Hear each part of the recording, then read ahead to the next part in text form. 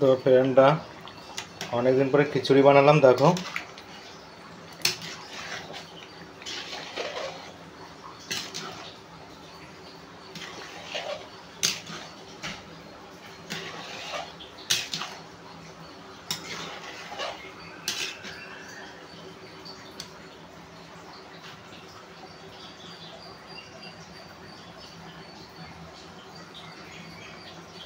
কেমন হয়েছে টেস্টটা আমিও জানি না, খাওয়ার পরে বোঝা যাবে। দেখে তো মনে হচ্ছে খুব সুন্দরই হয়েছে।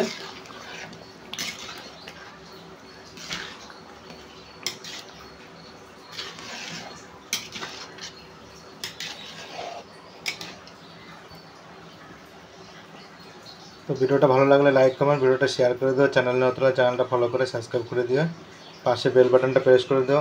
ততক্ষণ পর্যন্ত সবাই ভালো থাকো, আবারও দেখা হবে তোমাদের সাথে অন্য কোনো নতুন ভিডিওতে।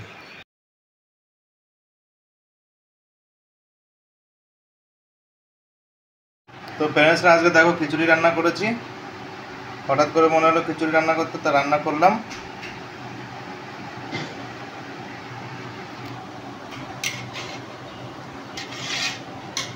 তো দেখো কত সুন্দর হয়েছে।